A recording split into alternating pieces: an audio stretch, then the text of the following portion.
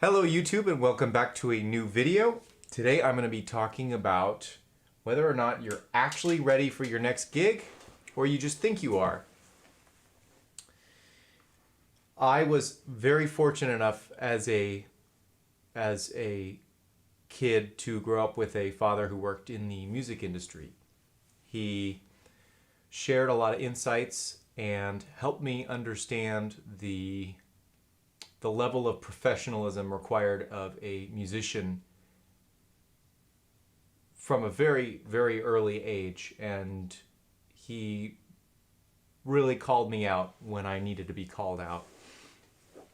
And it's because of this that I have a really strong sense of what is required of a professional, what is expected of a professional, and how to go above and beyond in a musical environment, in a life environment.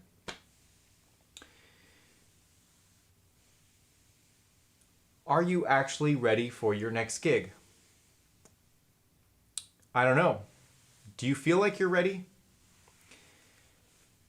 I don't necessarily always feel ready for my next gig, but I have a few tools that help me feel extra prepared and a few things that I have in place that help me be ready at a moment's notice. The first thing I'll start off with is something that my father helped me explore. He highly recommended this and he helped me put this together. And that's called a ready bag.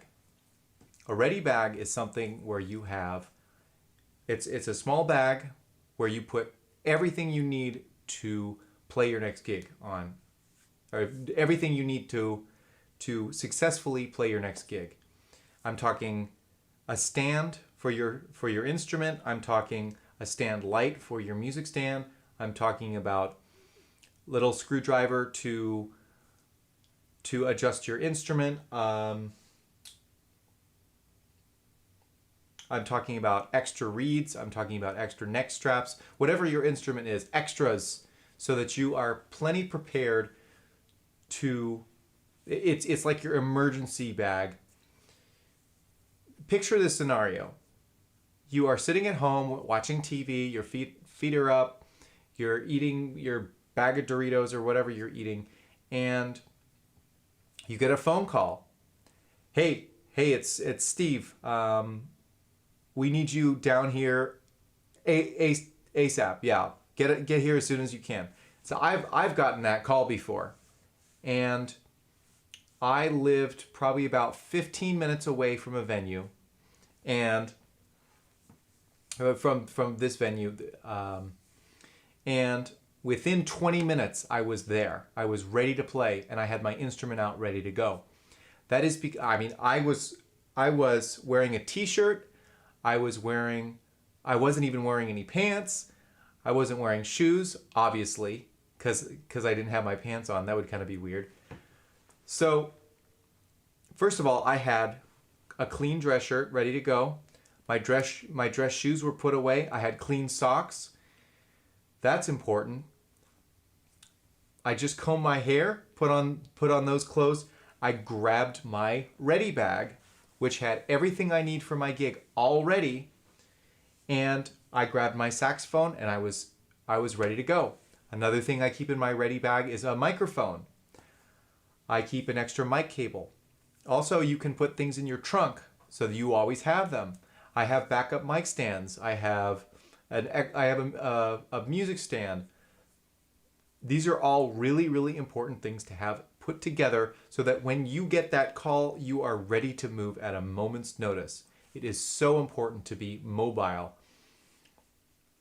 Because if you are late to a gig, if first of all, that's a hit to your reputation. But the odds are that they have about 10 other people that they could call. You're not necessarily their favorite unless they've been loyal to you for years, and it's just an anomaly. But if you can show up to the gig faster than they expected when you are called last minute, they will know that you can be counted on anytime. You are their rescue guy. You are the guy who they can call, guy or gal, they can call when everything is falling apart. I've gotten that call before, and they were impressed that I got there so early.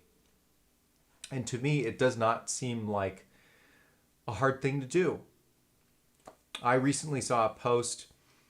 It's like 10 things that you can do that don't require 10 things you can do to be a professional musician that don't require any talent at all. And they don't even necessarily involve music. Be on time. Be prepared. I'm probably not going to get all 10 of these. Be kind, or don't be a jerk.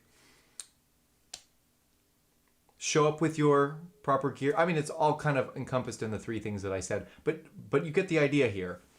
You have time right now, while you're not gigging at this very second that you're watching this video, to put together a duffel bag, a backpack, whatever you need to do to get yourself ready for your next gig. Pencil it through, write down a list of all the things that you need at your gig, and make sure you have backups of those. You know, I have just about one of everything in my trunk. I'm not saying that you need to have 2 of every instrument, although at some point you might want a second of your instrument, at least a passable backup, in case one instrument is just not working for you. One instrument is in the shop or something like that. But I'm talking about the essentials. If you're a trumpet player, you want to have a few mouthpieces just on hand. You want to have plenty of bottles of valve oil. You know, I'm not a trumpet player, so I'm not going to tell you what you need. But as a saxophonist, you need to have extra reeds in your bag.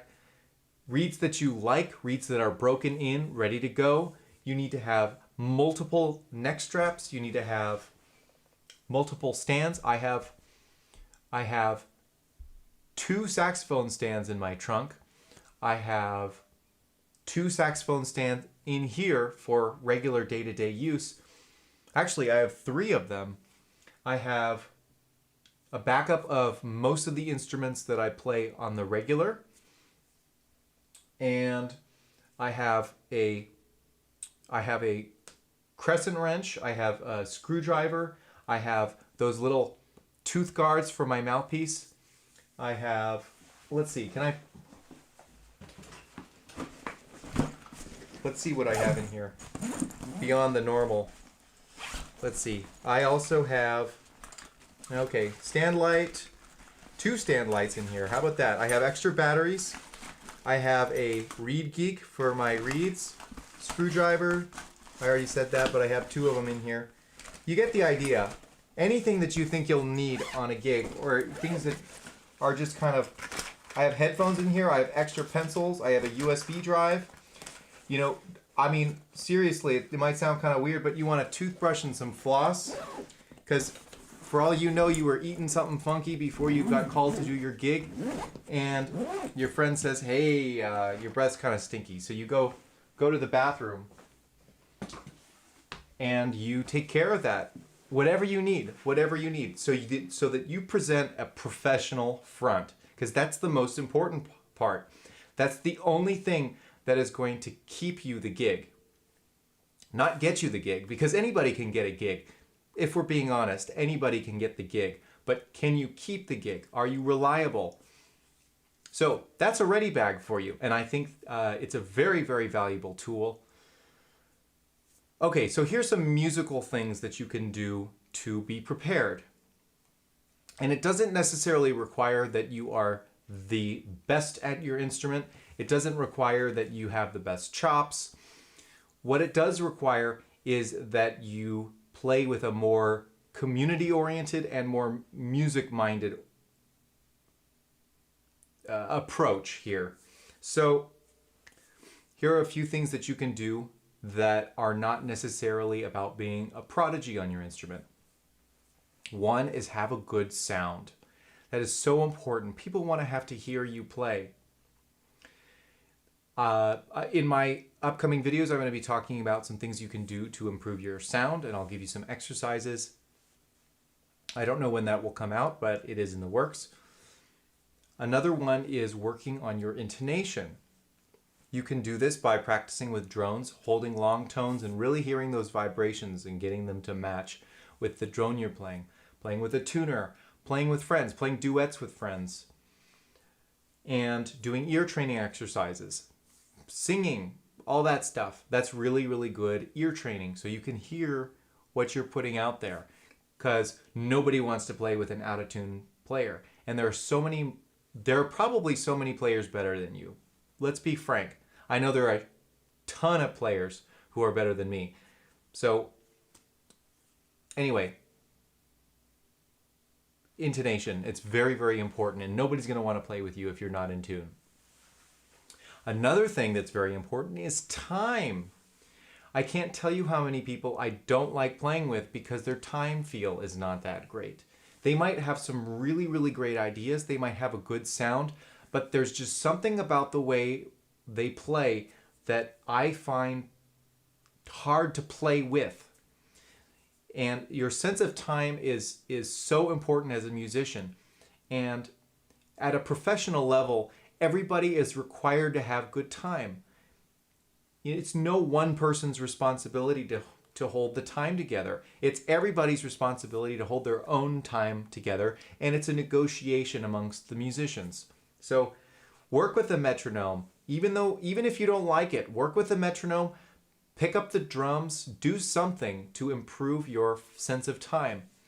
Something that really helps is if you put the metronome really slow and you treat the quarter note pulse as maybe even the whole note, and then you count a 1, 2, 3, 4 within that. So you're subdividing it and you're getting your own sense of time, and you have enough distance between the notes. Like if you set it at like 30 beats per minute, you have enough distance between the notes that you have time to screw it up along the way. So when the metronome comes back in, you'll hear it and you'll be able to say, oh, I was rushing during that time, or I was dragging, I thought it was too slow. So you do a little bit of that every day, maybe 5 minutes a day. Or even if you practice your scales with a metronome at 30 beats per minute, it's really, really good for developing your sense of internal time, because that's what it's all about, is your sense of internal time. You want to be able to take the metronome away and provide your own sense of time. But before you do that, you have to know what your time is. You have to know how you relate to a perfect time. You know, how does your natural tendencies compare to something that is mathematically perfect? Okay, I think that about covers it, but I'm pretty sure you get the idea here. There are a lot of things, boring but important things that you can do to improve your professionalism and get you ready for your next gig. Being prepared, practicing ahead of time. Sometimes you can't do that. So another thing occurs to me here is work on your sight reading skills.